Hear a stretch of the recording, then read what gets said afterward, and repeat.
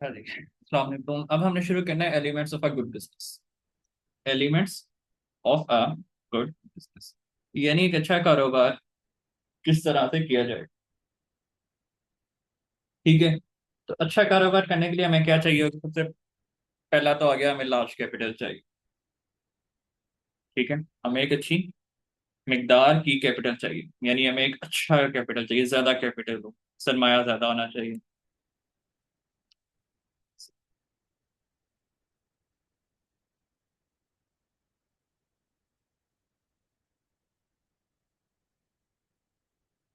Elements, देखो सबसे पहले हमारे पास आ गया लार्ज कैपिटल।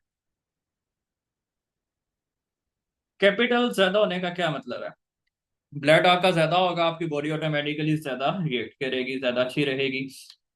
फिर आपको वो ब्लड चलाने के लिए मसल भी तो होने चाहिए। मसल क्या होता है? हमारा मैनेजमेंट होता है। मैनेजमेंट आपकी एक्सपर्ट होनी चाहिए। फिर हमारे पास आ गया प्लानिंग।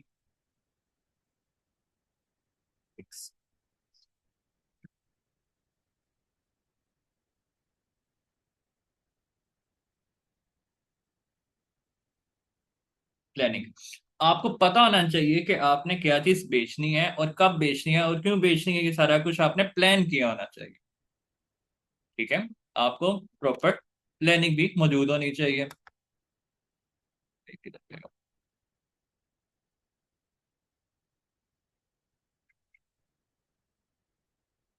अच्छा जी, उसके बाद हमारे पास आ गया इनोवेशन।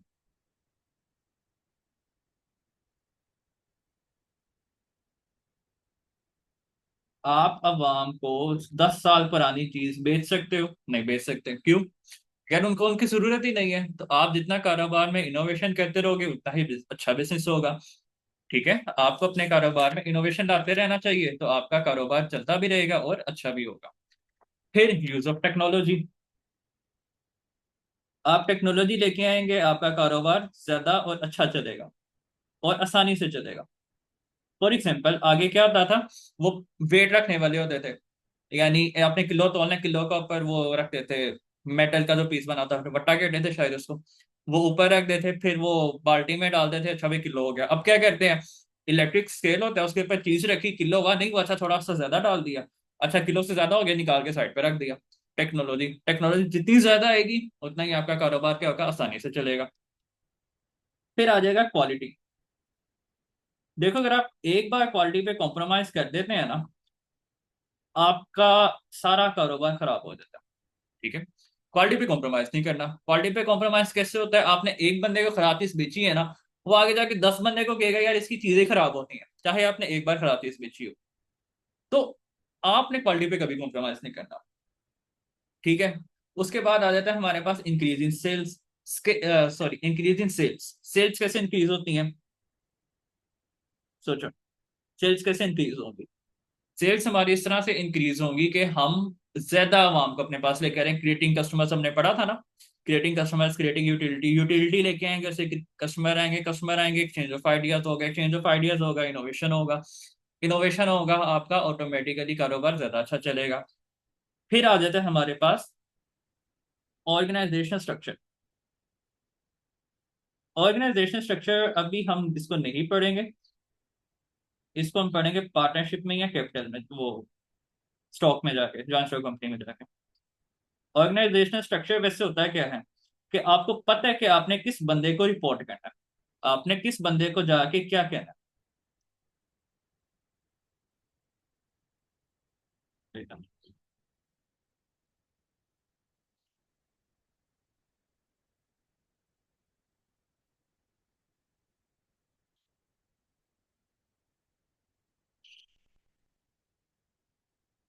जैसे आपको पता है कि बॉस कौन है, आपको पता है कि नीचे हेल्पर कौन है, हेल्पर ने कितने पैसे छोड़ने हैं, क्या क्या करना है, वो सारा कुछ आपको पता होना चाहिए। ठीक हो गया, ये आपका क्या है? ऑर्गेनाइजेशन स्ट्रक्चर में है। उसके बाद रीजनेबल प्रॉफिट अगेन आ गया। रीजनेबल प्रॉफिट तो अपनी किसी भी तारीफ का मोहताज नहीं है। ठीक है, रीजनेबल प्रॉफिट। चलो हो, रीजनेबल प्रॉफिट पे मेरा पेन भी चलना, चल पड़ा, क्या हो गया?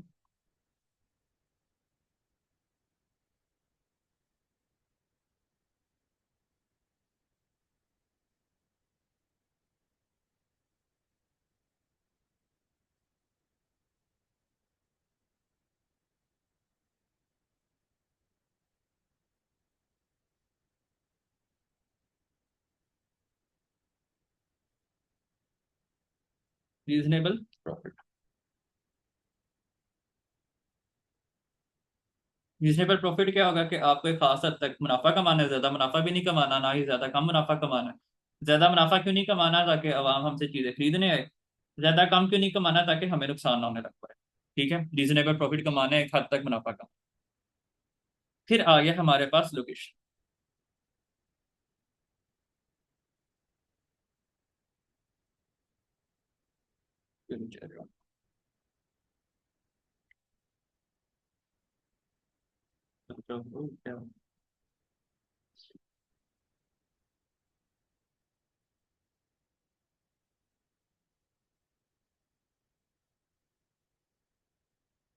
लोकेशन आपकी होनी चाहिए एक सही।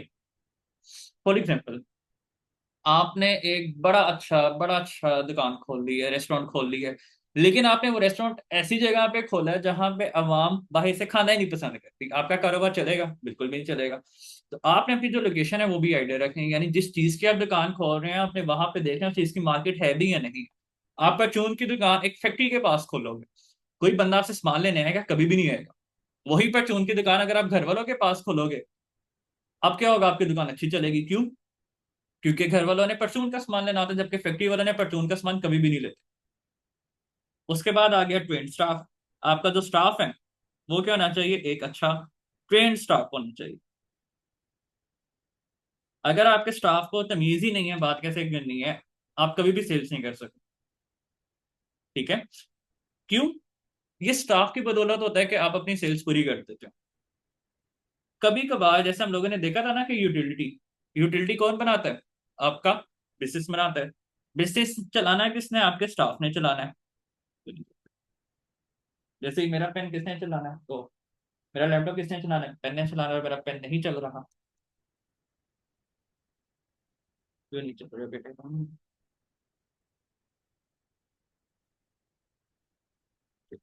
चल गया, चल गया, चल गया।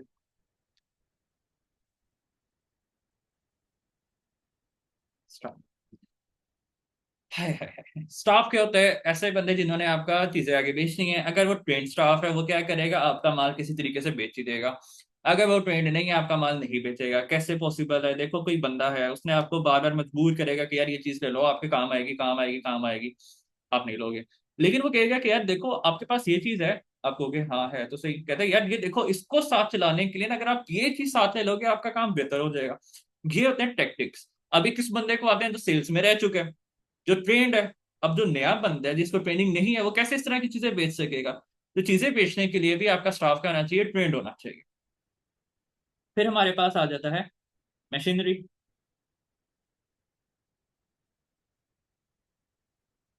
आपने दुकान बहुत अच्छी बना ली है, बहुत बड़ी बना ली है। आप हाइपर स्टार के कंपेटिटर में आ गए, मेट्रो के कंपेटिटर में आ गए, इम्तियाज जनरल स्टोर के कंपेटिटर में आ गए। मसला क्या हुआ? आपने जो कैशियर बनाया है वो बंदा ऐसे ऐसे ऐसे ऐसे ऐसे ऐसे करके कैलकुलेटर पे हिसाब किताब कर रहा है। कोई बंदा इतना देर इंतजार करेगा कि आपके जो अंकल बैठे हुए हैं वो सारों के हिसाब किताब करें फिर मेरा बिल बना के दें? कोई भी नहीं इंतजार करेगा। तो आपको क्या करना है? मशीनरी मोटर रखनी है, आपको कंप्यूटर रखना है। कंप्यूटर कैसे का रखना है? जिसके साथ बार कोड अटैच हो, आप ऐसे स्कैन करो आपका बिल बनता जाए, जल्दी जल्दी बनता जाए। आपने कन्वेयर बेल्ट रखनी है। कन्वेयर बेल्ट क्या होती है कि आपने माल उठाया, बारकोड चलता जा रहा है, साथ साथ कन्वेयर बेल्ट चलती जा रही है, आप ऐसे ही साथ साथ आगे, यानी किसी बंदे को पुश भी नहीं करना पड़ा, सामान खुद ही आपके आगे आता जा रहा है, आप जल्दी जल्दी उसको स्कैन करके बिल बना के आगे पैक करी जा रहे हैं। ये किस वजह से पॉसिबल होगा? मॉडर्न मशीनरी से पॉसिबल होगा। और मॉडर्न मशीनरी रखेंगे तो आपका कारोबार ज्यादा बेहतर चलेगा। फिर आ जाता है हमारे पास रेगुलर डिमांड। आपने ऐसे की चीज ही ले लेनी जो कभी कभार आवाम लेने हैं। आपने इस तरह की चीजें लेनी है जो अवाम रोजमर्रा लेने आए, यानी ऐसी चीज लेनी है जिसकी डिमांड आपकी मार्केट में रहे। फॉर एग्जाम्पल, आप किसका सेल कर रहे हैं? आप सेल करने लग पड़े हैं जी, कौन सी चीज ऐसी होती है जो कम बिकती है? आप खाने की सेल कर रहे हैं, आप खाने की सेल ज्यादा होगी या किसी फर्नीचर वगैरह की सेल ज्यादा होगी? ऑब्वियस सी बात है, खाने की सेल ज्यादा होगी। ठीक है? तो इस तरह के कारोबार जिनकी सेल ज्यादा है उसके अंदर अमूमी तौर पर प्रॉफिट भी ज्यादा हो जाता है। ये था आपका बिजनेस, सारा हो गया खत्म। अब हमने शुरू करना है बिजनेसमैन। बिजनेसमैन क्या होगा? बिजनेसमैन वो बंदा होगा जो कारोबार कर रहा है। बिजनेसमैन कौन है? वो बंदा जो कारोबार कर रहा है। A person who is engaged in business activity is known as businessman. ठीक है। A person who is engaged in a business is known as a businessman. अच्छा, अब हमारे पास आ जाती हैं qualities of a good businessman. Important लोग है चैप्टर का। अब क्वालिटीज को इसने डिवाइड किया है दो हिस्सों में। एक होता है पर्सनल,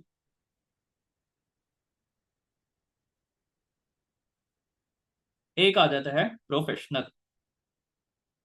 पर्सनल का क्या ताल्लुक है? वो जो आपके अंदर इनबिल्ट सामान है, जो आपके अंदर इनबिल्ट सामान है, यानी जिसको आप सीख नहीं सकते, उसको हमने क्या कहना है? पर्सनल है। अब प्रोफेशनल क्या होता है? जो आप ट्रेनिंग के बाद भी हासिल कर सकते हैं या किसी और तरीके से भी हासिल कर सकते हैं। लाइक आपने किसी के साथ काम किया, आपको कुछ काम करना आ गया, तो ये क्या हो गया? Professional qualities. लेकिन आपको काम करने के बावजूद भी ये कभी नहीं पता लगता कि मार्केट में आने वाला सामान कैसे होगा, मार्केट में आगे आने वाले हालात कैसे होंगे। ये कैसे पता लगता है? आपके अंदर एक अल्लाह ताला ने इनबिल्ट सलाहियत रखी होती है। ठीक है। ये सलाहियत कैसे पता लगेगी? वो होती है आपकी पर्सनल क्वालिटी। यानी जो सलाहियतों को आप चेंज नहीं कर सकते, उसको हमने क्या कहना है? पर्सनल क्वालिटीज है। वो सलाहियतें जो आप चेंज कर सकते हैं या खुद से सीख सकते हो, उसको हमने क्या कहना है? Professional qualities.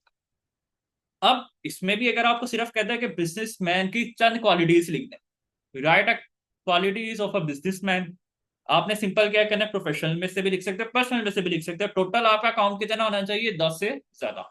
11-12 भी कर दोगे एनफ है। लेकिन अगर वो आपको कहते हैं सिर्फ आपने पर्सनल क्वालिटीज लिखनी है, फिर आपने पर्सनली लिखनी है, आपने प्रोफेशनल को नहीं छेड़ना। अगर वो आपको कहते हैं कि सिर्फ प्रोफेशनल लिखनी है, फिर वहां पे आपने पर्सनल नहीं घुसानी, वरना आपके नंबर कटे, मतलब वो ऐड नहीं होगा, नंबर्स में ऐड नहीं होता। चलें जी, पर्सनल क्वालिटीज पहले देखते हैं। पहली क्वालिटी आ गई फोरसाइट।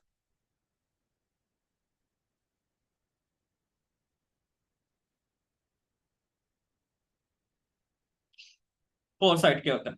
फोरसाइट होता है कि वो बंदा मार्केट के अंदाजे लगा ले कि मार्केट में आने वाला ट्रेंड किस तरह का है। उसको हम क्या कहते हैं? कि ये बंदा फोरसाइट है। यानी इसको पता लग जाता है एक तरीके का, इसको इल्म है कि आगे आने वाला सामान कैसे का होगा, आगे आने वाला दौर कैसे का होगा, तो ये उस हिसाब से चीजें खरीद के लेगा। अब एक मिनट, फोरसाइट का हमारे पास एक और एग्जांपल भी आती है। देखो, अब आपको पता है 14 अगस्त पे झंडियां ज्यादा बिक रही है, ये तो सारों को पता है। ये फोरसाइटेडनेस नहीं है। लेकिन अगर आप कोई ऐसे का सामान लेके आते हैं जो बाकियों को भी नहीं पता, लेकिन आपको इन बिल्ट एक क्वालिटी होती है, आपको लग रहा होता है कि यार ये सामान बिकेगा। फॉर एग्जाम्पल, अब हाँ, जैसे कोरोना आया था, कोरोना में ज्यादातर आवाम कौन सा लैपटॉप इस्तेमाल करती थी? सिंपल वाला जिसके ऊपर टच स्क्रीन नहीं होती थी।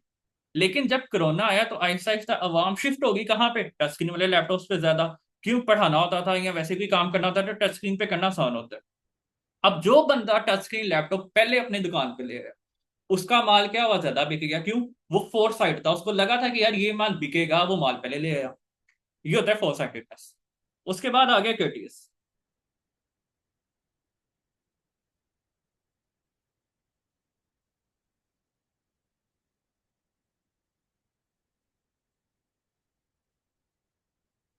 कर्टियस क्या होता है?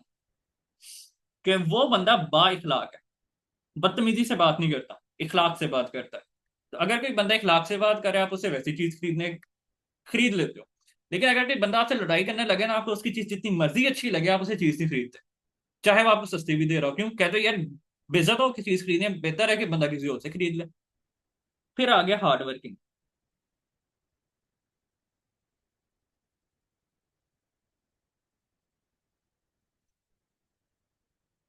हार्ड वर्किंग क्या होगा? ऐसा बंदा जो ज्यादा काम कर रहा है, ज्यादा मेहनत कर रहा है।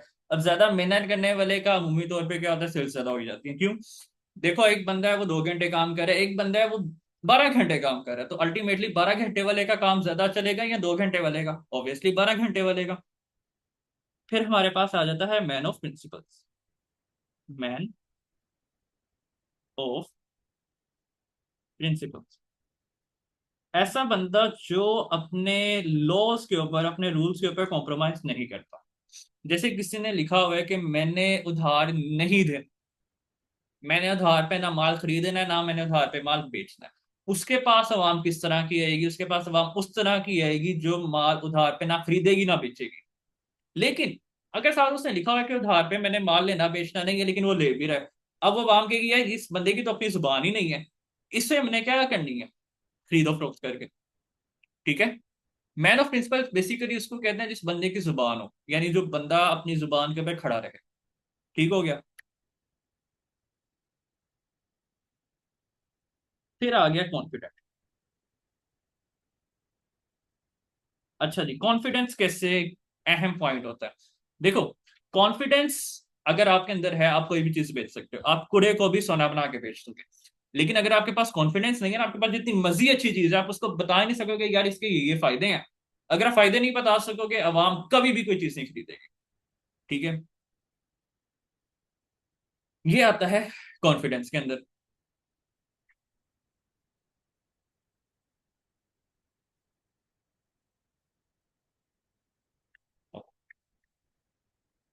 फिर आगे हमारे पास लीडरशिप।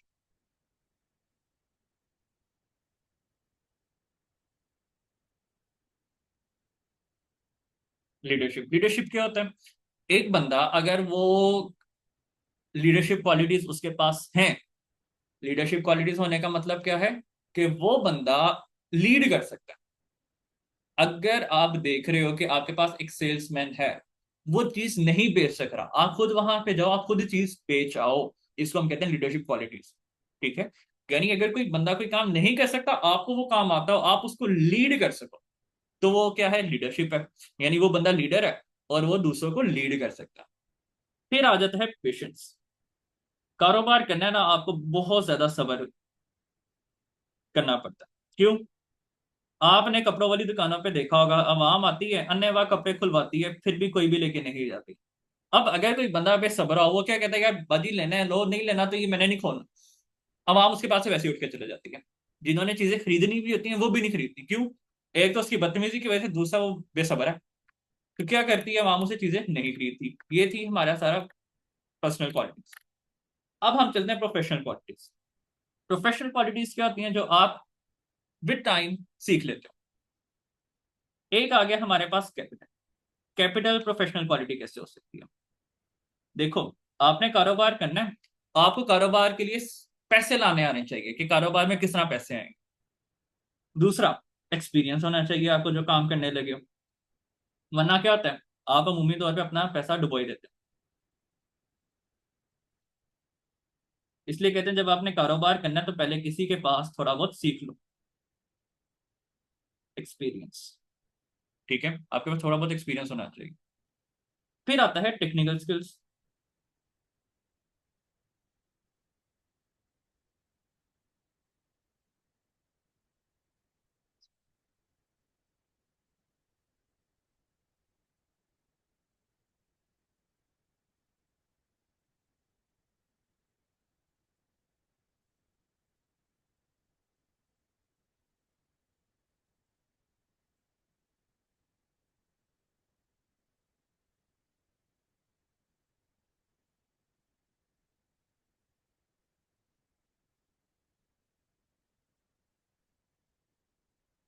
अच्छा जी, टेक्निकल स्किल्स क्यों जरूरी है?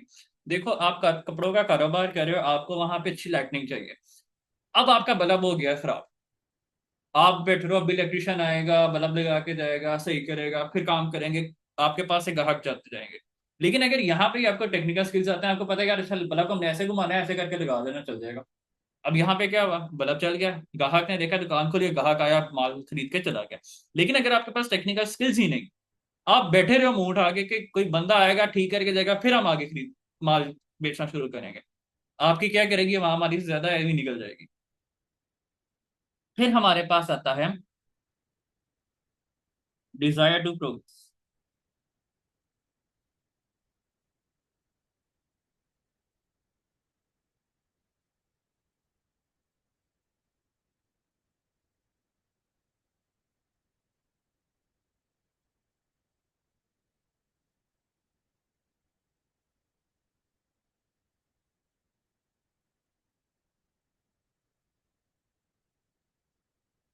डिजायर टू प्रोग्रेस क्या होगा? डिजायर टू प्रोग्रेस का मतलब है कि वो बंदा कारोबार अच्छा कर सकता है जो ये चाहता हो कि मैं अपना कारोबार आगे फैलाऊं। अगर कोई बंदा कहता है ना यार जितना हो गया काफी है, वो काफी है फिर उसको ले डूबता है। ठीक है, जितना बंदा आगे आगे सोचता है वो उतना ही कारोबार अच्छा चला सकता है। डिजायर टू प्रोग्रेस हमारा हो गया। फिर हमारे पास आता है एबिलिटी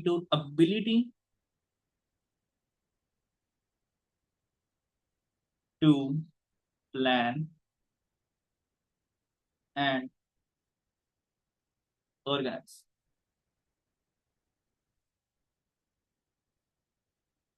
क्या मतलब हुआ जी ability to plan and organise का?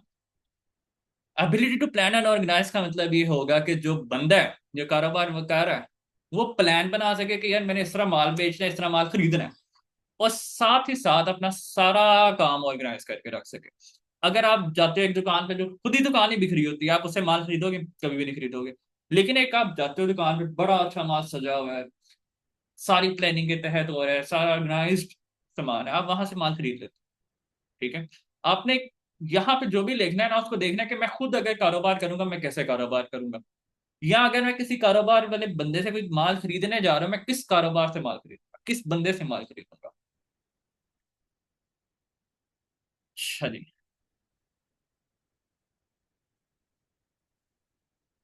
फिर आ गया इनोवेटिव। इनोवेटिव क्या है? बिस्किट का नाम भी है लेकिन यहाँ पे बंदा भी होना चाहिए इनोवेटिव। इनोवेटिव से क्या मुराद है? ऐसा बंदा हो, ऐसा बंदा हो जो इनोवेशन कर सके, यानी जो डरे ना है नई चीजें ट्राई करने में, उसको हम क्या कहेंगे कि ये बंदा भी अच्छा कारोबार कर लेगा। फिर आ जाता है कोऑर्डिनेशन। कोऑर्डिनेशन। कोऑर्डिनेशन। कोऑर्डिनेशन का क्या मतलब है? जो बंदा अपने सप्लायर से, अपने कस्टमर से अच्छे तरीके से बात कर सकता है उसको हम कहते हैं कोऑर्डिनेट कर सकता है। कोऑर्डिनेशन भी आप सीख सकते हैं, कोई इतना रोलान नहीं है। फिर आता है बिजनेस नॉलेज।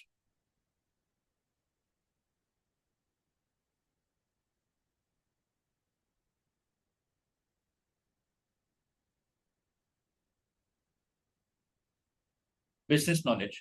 बिजनेस नॉलेज होना का क्या मतलब है कि आपको पता है आपके पास जो माल है वो कैसे बिकेगा, कहाँ से खरीदा जाएगा।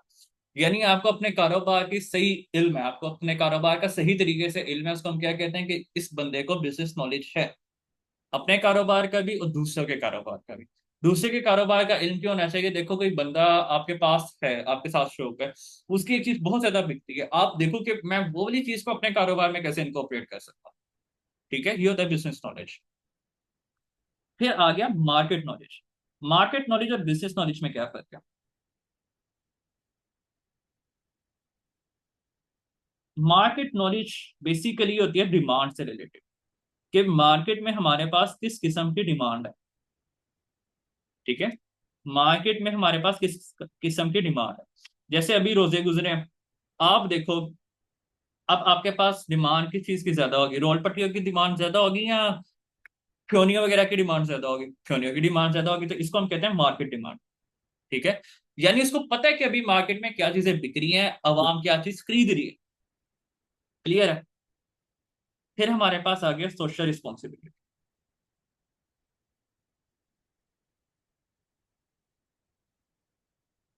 सोशल रिस्पॉन्सिबिलिटी क्या है? आप बच्चों को सिगरेटें ना बेचो, आप सिगरेटें अपने काउंटर पे ना रखो, सिगरेटें रखो ही ना। देखो, अगर कोई बंदा, एक इंसान जो है ना ये आलसी होता है, अगर किसी बंदे को एक चीज पास से नहीं ना मिलती, खासकर ये सिगरेट टाइप चीज, वो बंदा दूर नहीं जाएगा लेने के लिए।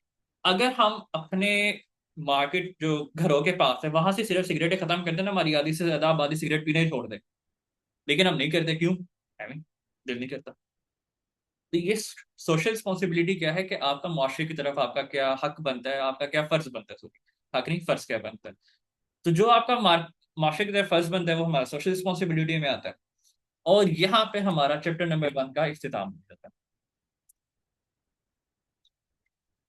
जो मेन है। अब हमारे पास आ जाता है स्टेप्स, एसेंशियल्स, या स्टेप्स या essentials for establishing a new business. हम नया कारोबार कैसे शुरू करते हैं? देखो, नया कारोबार शुरू करने में ना हमारे पास 3 पॉइंट। एक क्या है? हमने बैकग्राउंड देखना है, फिर हमने कारोबार चलाना कैसे, और कारोबार चला लिया तो उसको बड़ा कैसे करना है। एक्सपैंड कैसे करना है। ठीक है।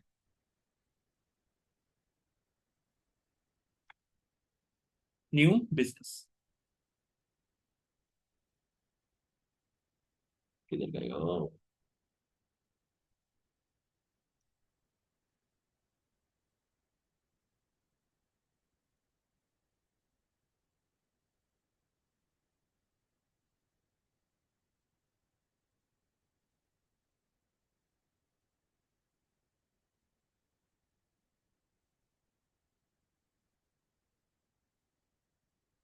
जो न्यू बिजनेस है इसको इन्होंने डिवाइड किया तीन हिस्सों में। एक है स्टार्टिंग बिजनेस। अगर आप कारोबार स्टार्ट करना चाहते हैं तो आपको किन बातों का ख्याल रखना चाहिए। एक आ जाता है रनिंग बिजनेस, यानी कारोबार चलाने के लिए आपने कारोबार शुरू कर लिया। अब कारोबार को आपने चलाना कैसे है, वो किधर आ जाएगा, रनिंग पे। फिर आ गया रिजल्ट्स या एक्सपेंडिंग। रिजल्ट्स भी आ जाएगा, एक्सपेंडिंग में भी आ जाएगा कि आपने बिजनेस एक्सपेंड कैसे करना है या उसके रिजल्ट्स कैसे हाई कर निकालने हैं, अच्छे रिजल्ट्स कैसे निकाल, टू बी प्रिसाइज। अच्छा, स्टार्ट करने के लिए सबसे पहले आपको क्या चाहिए होता है, नेचर ऑफ बिजनेस, यानी आपने किस तरीके का कारोबार करना है। नेचर, आपने किस तरीके का कारोबार करना है। उसके बाद, अच्छा भाई सॉरी, आपने देखना है कोई रिस्ट्रिक्शन वगैरह तो नहीं है वहां पे, कोई रिस्ट्रिक्शन तो नहीं है।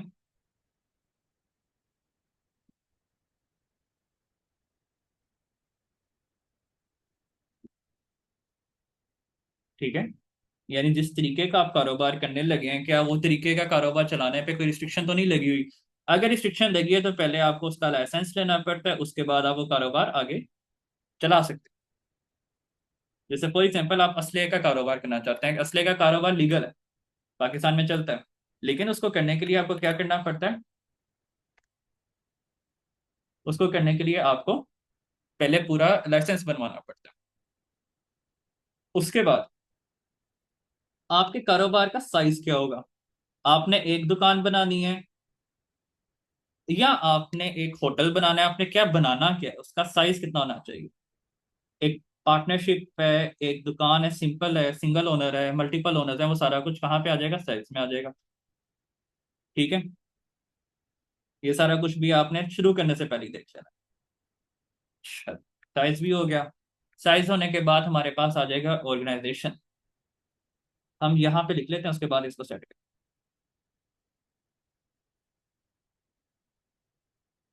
ऑर्गेनाइजेशन, ऑर्गेनाइजेशन का क्या मतलब है कि हमारा बिजनेस चलाएगा कौन, या हमने अपने बिजनेस को चलाना कैसे। ठीक है, उसके बाद आ गया प्लेस, कि आपने अपना कारोबार करना किधर है। ठीक है, उसके बाद हमारे पास आ गया जी इंसेंटिव। इंसेंटिव क्या होता है, इंसेंटिव कहते हैं कि अगर आपको कारोबार करने के लिए कुछ मदद गवर्नमेंट प्रोवाइड करती है, अगर प्रोवाइड करती है तो हमने उसको भी अकाउंट फॉर करना है कारोबार शुरू करने से पहले ही। ठीक है, ये क्या होगा, हमारा कारोबार शुरू करने से पहले हमें क्या क्या करना है। अब हम देखते हैं कि कारोबार करने के लिए यानी चलाने के लिए हमने क्या करना है। हमने मैनेजमेंट, एक अपनी मैनेजमेंट रखनी है।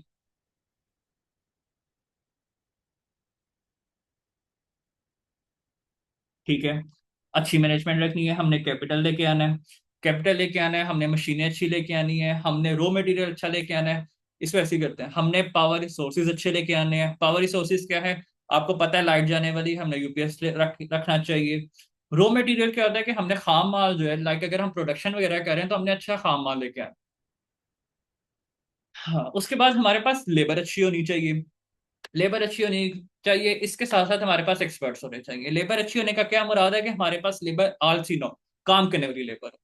और एक्सपर्ट का क्या मतलब है, जो लेबर के ऊपर हमने एक सुपरवाइजर बैठाना है, ठेकेदार बैठाना है, वो बंदा भी अच्छा होना चाहिए, उसको आना चाहिए काम, ताकि और काम भी आना चाहिए और काम निकलवाना भी आना चाहिए।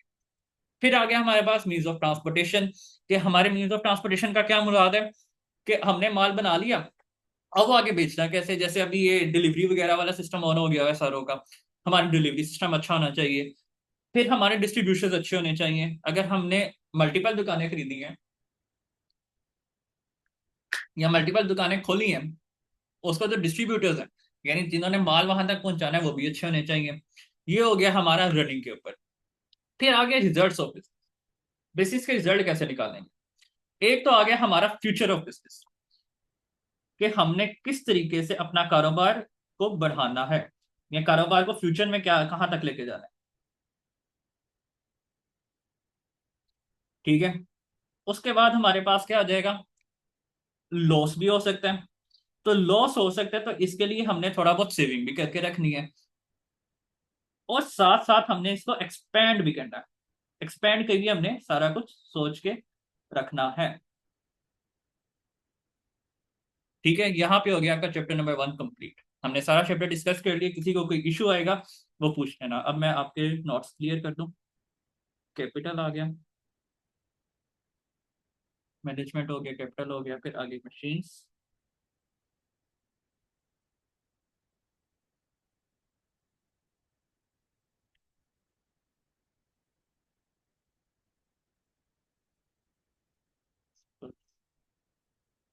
एक्सपर्ट सुपरवाइजर को कहना है, और लेबर फोर्स काम करने वाला। जैसे अगर आप खुद अपना कारोबार चला रहे हो, तो जो आप हो वो एक्सपर्ट हो गए, जो नीचे छोटे काम कर रहे हैं वो क्या होगा? लेबर फोर्स होगा।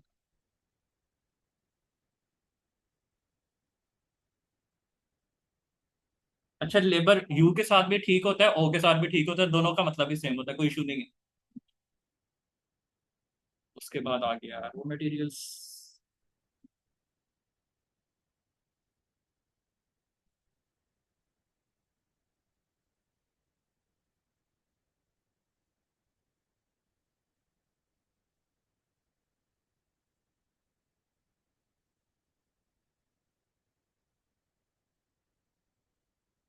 Power resources. उसके बाद आ गया हमारे पास ट्रांसपोर्टेशन एंड डिस्ट्रीब्यूशन।